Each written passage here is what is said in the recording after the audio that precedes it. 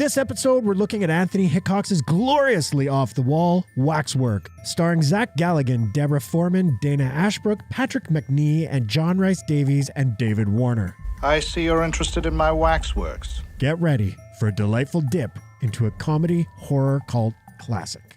The setup is simple yet gloriously inspired. A group of students discover the hard way that the creepy local wax museum is a deadly place to be, and it's not because of something so predictable as the figures come to life. No, they exist in alternate universes. Oh, shit. So once you step behind that velvet rope that separates you and them, you're stuck with them. And they really, really don't mess around. So welcome to the Waxwork. Thanks. I'm gonna go in now. The story behind how the film came to be is an amusing one, proving sometimes necessity is the mother of invention. Then, a rock promoter, Anthony Hickox, flew from his hometown of London to Los Angeles after impressing people in the industry with a short film he'd made. While there, he crashed his car into producer Stefan Ehrenberg's car, which turned out to be nothing serious, thankfully, but it would also certainly change Hickox's life forever. Ehrenberg, it just so happened, was a burgeoning producer looking to make a movie, and it also just so happened that Hickox was desperate for cash. After a chat, Hickox went off and wrote Waxwork in a matter of days. He was paid $3,000 upon delivery. The writer-director claims he'd always thought about making a movie set in a wax museum, inspired by the Madame Tussauds Wax Museum in England that he used to visit as a child. The script got passed around, and predictably, everyone turned it down, including Vestron Pictures.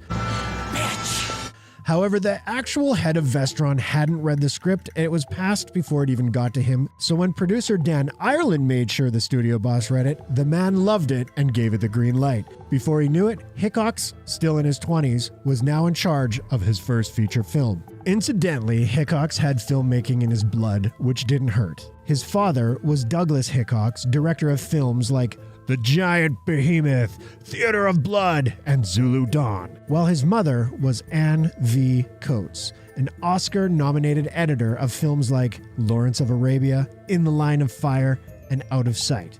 Pretty cool lineage. I recall seeing Waxwork for the first time as a wee babe. Well, okay, I was probably about 10. It was on one of those up-all-night shows, maybe the one hosted by Gilbert Gottfried, or perhaps Joe Bob Briggs. That's when I was devouring all kinds of horror trash, and here was another feast for my sick, young mind. But a funny thing happened. It turned out Waxwork wasn't your typical B-movie fare. It had a humorous vibe, close to tongue-in-cheek, and the characters weren't brainless fools, but smart and charming. You're very sweet, but you just don't get it. There was a distinct visual style which was elegant yet playful, and of course the rock and roll horror sequences involving helpless protagonists being sucked in the various insane scenarios within the Wax Museum. And now another two.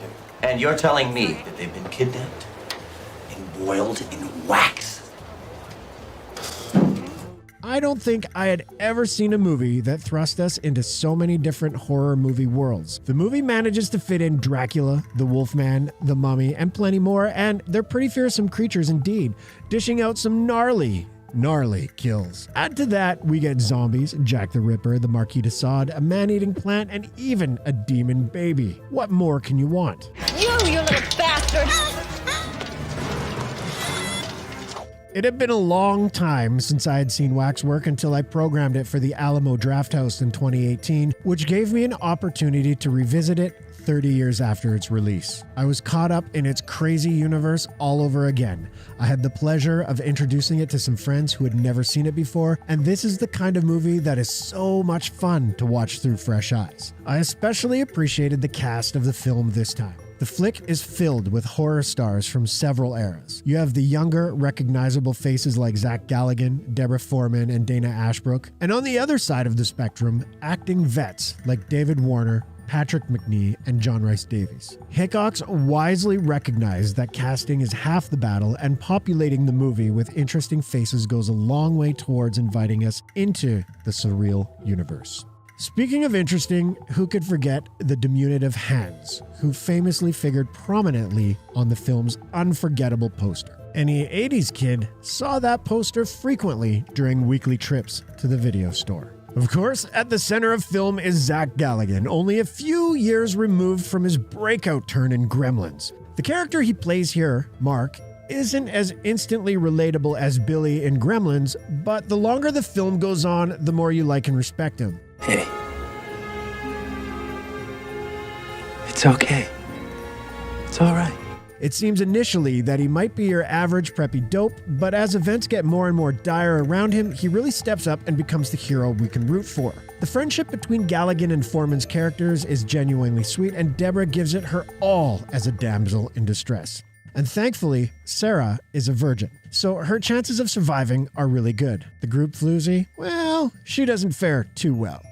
One interesting thing about the protagonists is that they're fairly well off, living posh lifestyles far removed from the teens we usually see in movies like this. It always seemed to me that the kids in the 80 horror flicks came from working class backgrounds, so it was somewhat refreshing to see a social status differently represented. Of course, coming from a middle class background myself, it was also somewhat refreshing to see these rich kids get swallowed up in all kinds of ghoulish mayhem. Score 1 for the poor kids. But let's get to the really good stuff. The makeup effects by legendary Bob Keane are tremendous and very icky indeed. Prior to Waxwork, Keane had worked on some small films like the original Star Wars trilogy, Life Force, and Hellraiser Parts 1 and 2. One of my favorite bits involves the poor sucker who had his leg feasted on by vampires and the absolute bloodbath that ensues within the otherwise pristine white room. You'll never look at a champagne bottle the same way again, let me tell ya. It's a terrific set piece and a great example of the nutty tone this film has. It's usually quite funny, but there's also no denying it has several disturbing moments and sights. Hickox is thoroughly successful in establishing its quirky personality immediately in the opening minute of the film as a man's head is shoved into a fireplace while Benny Goodman's swinging classic Sing, Sing, Sing plays merrily in the background.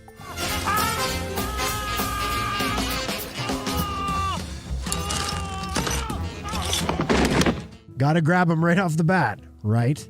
What's really fun, however, is how much of a love letter to horror cinema Waxwork is, with plenty of references to the classics of the past. Waxwork doesn't rip them off necessarily, as much as pay loving homage to them, such as the sequence with the mummy. It's the mummy. Shit! Let's get the hell out of here! Which even utilizes Tchaikovsky's famed Swan Lake, just as the original 1931 Mummy did.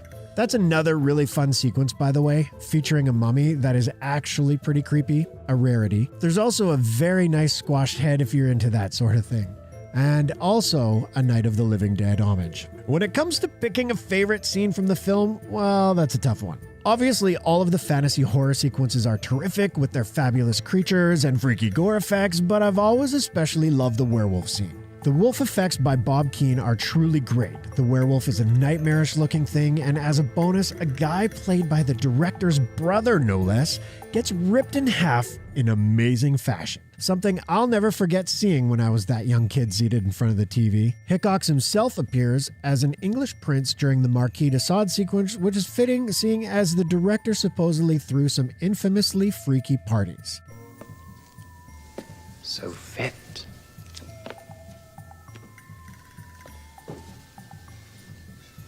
So unbroken.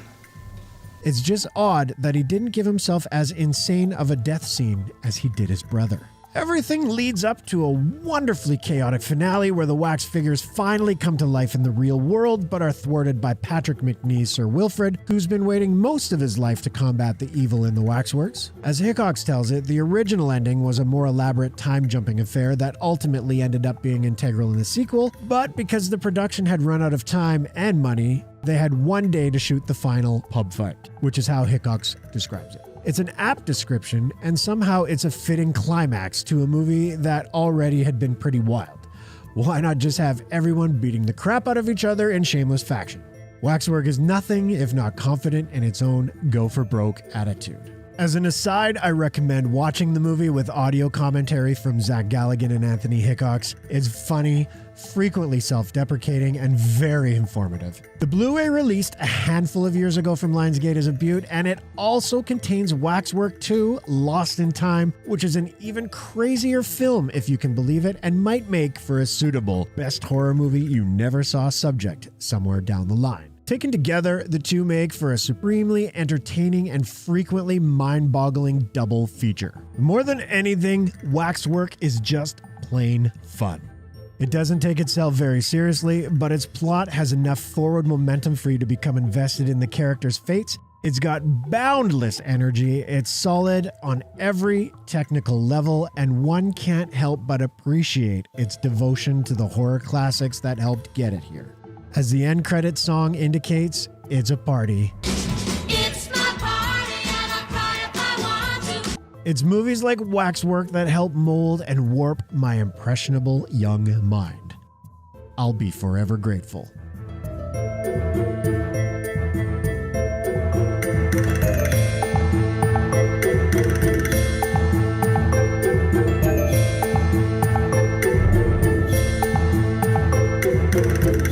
Thank you for watching our show.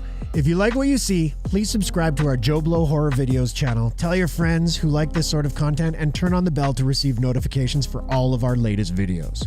We're an independent company, and we appreciate all your support.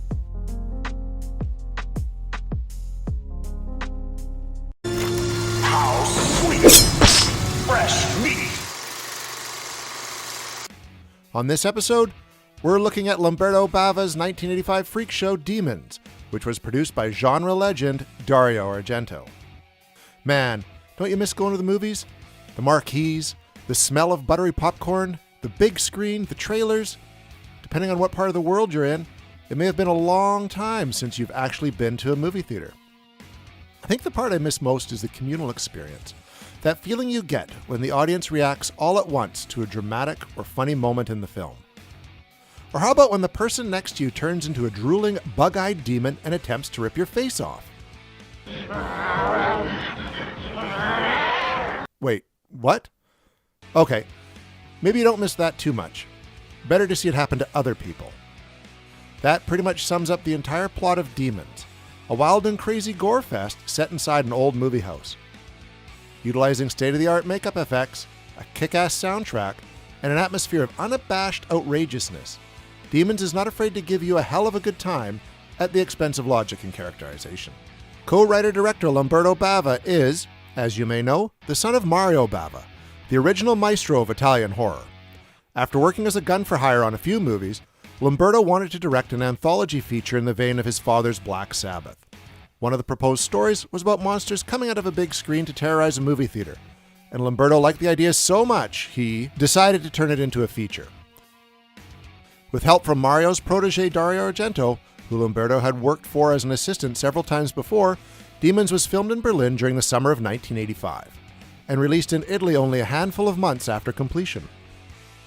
Perhaps it was that quick turnaround that accounts for the movie's, let's say, unrefined screenplay? But that's not a problem. Once the ride starts, you don't want to get off. Thankfully, this ride starts very quickly, not forcing us to spend too much time with its leads, a couple of girls named Cheryl and Kathy, who head to a sneak preview of a horror movie in Berlin. There they meet two dorks, George and Ken, with whom they quickly develop a rapport, and they all settle down for a cozy night at the movies. Yeah, right. It doesn't take long for all hell to break loose when one of the supporting characters scrapes herself on a movie prop mask in the lobby, which turns her into a ravenous demon. Note to movie theaters, maybe don't put cursed masks in your lobby for anyone to manhandle. Once that poor young lady is transformed into a ghoul, all bets are off, and the domino effect has begun, leading us to wonder who, if anyone, will make it out of this nightmarish experience alive. What the hell is going on here, huh? Spoiler, most of them do not. It's a pretty simple premise. While it doesn't always stand up to scrutiny, we're not here for a thoughtful character study. We're here to see flesh-eating demons, and boy, do we get them. With creature effects overseen by Sergio Stivoletti, who would go on to collaborate many more times with Argento, Demons boast some of the freakiest, ugliest monsters of the 80s. When they attack, they mean business. And Bava is more than happy to show every last bit of skin-ripping, blood-spewing nastiness. This is a horror movie fan's dream, and thanks to the film's breakneck pace, you get lots and lots of carnage in a short amount of time. Once the outbreak has occurred, Demons never slows down to talk things over or deliver any further exposition. It's a fight to the death in what feels like real time, so buckle up. Okay, I take that back a little. The movie does have a few interludes with a car full of drug-happy punks, completely unrelated to the events inside the movie theater. Why are we frequently hanging out with these scuzzballs? Well, because they're eventually going to crash the party, of course. Sure enough, this ragtag bunch finds their way into the theater in order to avoid some cops, which clearly means they're going to be unlikely heroes to save the day, right? Ha! Not quite.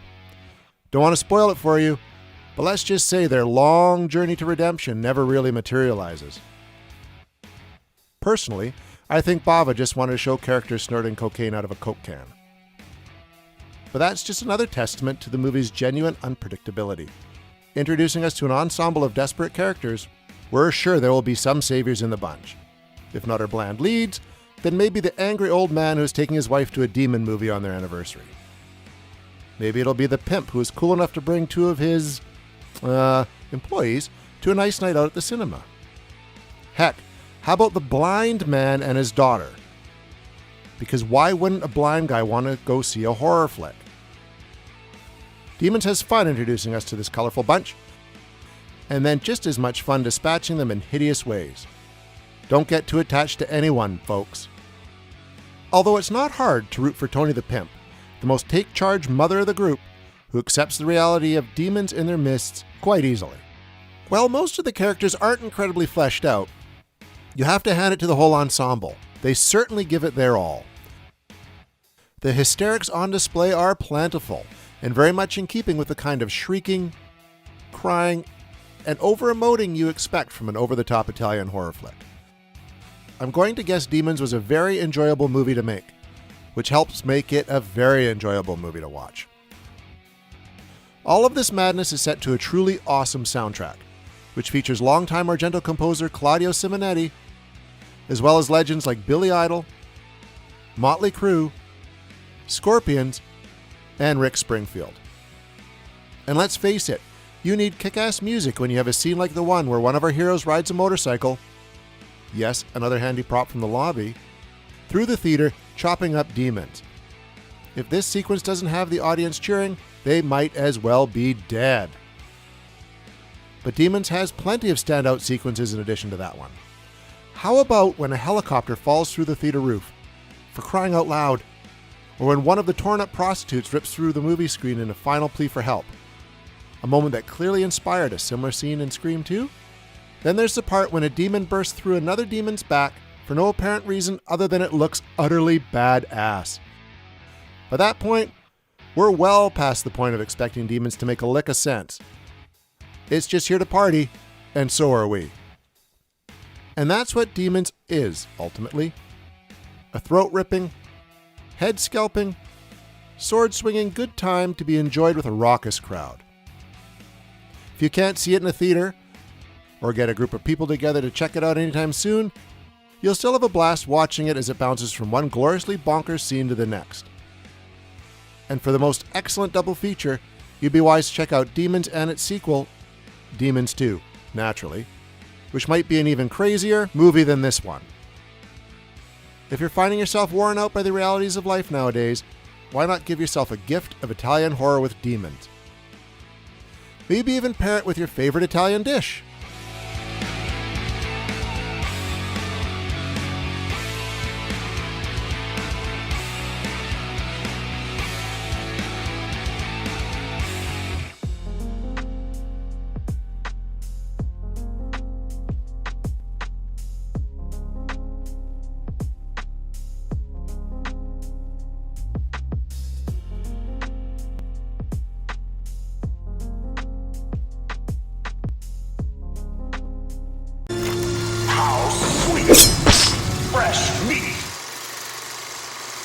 On this episode, we're looking at Steve Miner's 1986 wildly entertaining House, starring William Catt, George Wendt, Norm, Kay Lenz, and Richard Mole.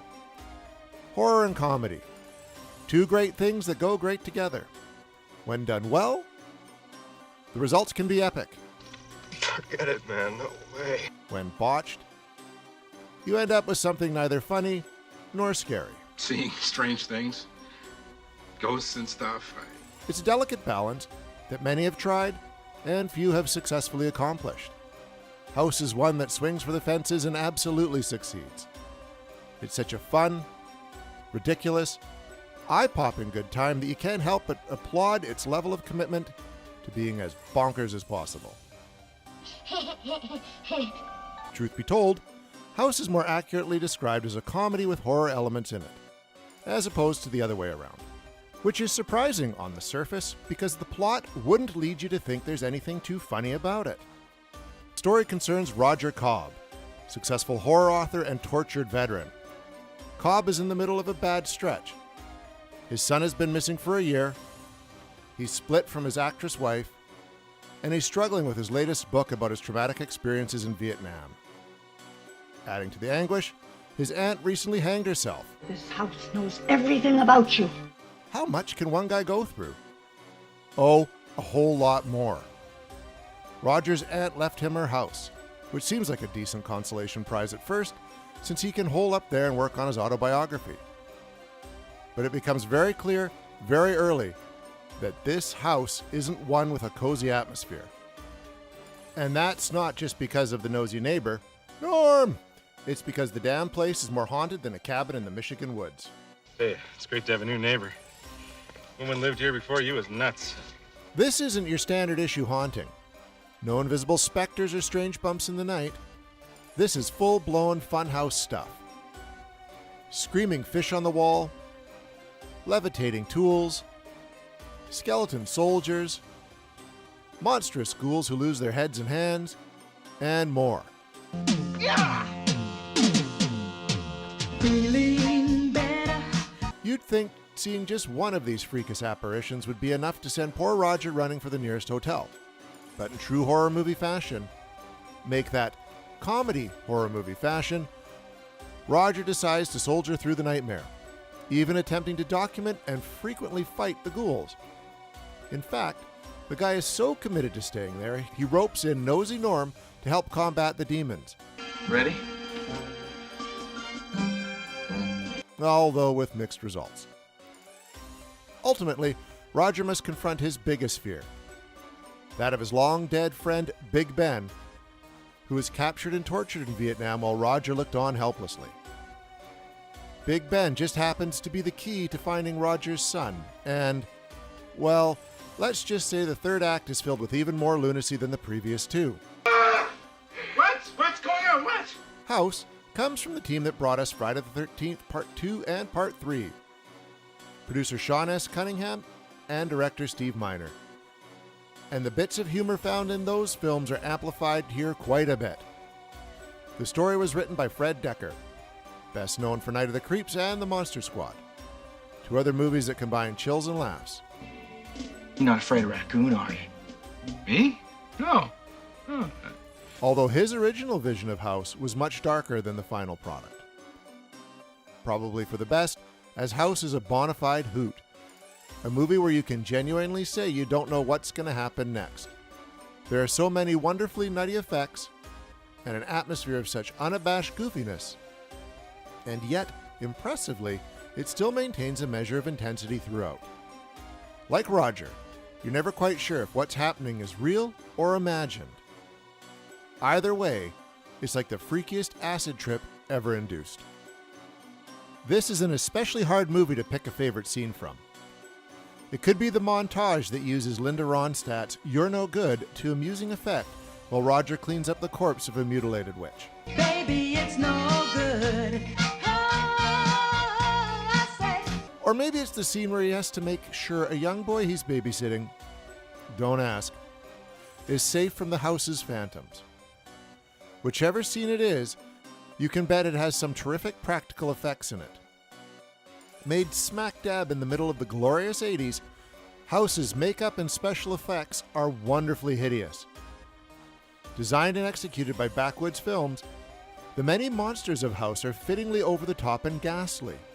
None more so than the eventual antagonist of the film, Big Ben.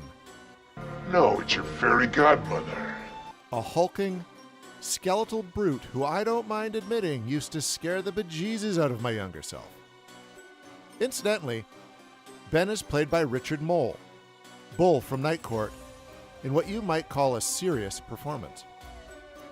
And the Vietnam flashbacks actually provide the movie with some genuinely uneasy moments. When we find out what happened to Big Ben back there, it's no wonder the dude has been stewing over it for years. I'm dying, Ron. Kill me. But William Katt is pretty much the main show here, appearing in almost every scene of the film and never once phoning it in. Katt's enjoyable, take-no-prisoners performance is right in tune with the movie's overall vibe. It could end up being a little much for those who prefer their haunted house movies more grounded. But chances are, even the most serious-minded horror fans will warm up to Katt and House's spooky antics. Besides, if you can't get behind a movie where Norm harpoons a closet creature, well, I don't know what to tell you. You get the idea. House is a phantasmagorical ride. Absolutely worth seeing for either the first time or the first time in a while. If you want to maximize the experience, pair it with your favorite funny and or terrifying splatterfest. It goes down well with either as an appetizer or the main course. Of course, be sure to accompany it with your beverage of choice, preferably spirits. Finally, it's worth noting the movie spawned 3 sequels, although only one of them was in name only. House, the second story, may not be quite as inspired as its predecessor, but it too overflows with bizarre creatures and set pieces, so you'd be doing yourself a disservice not to give it a chance. As for House 4, well, maybe we'll save that for a different show. I think this house is haunted. Well, I find that, unexplained psychic stuff kind of interesting myself.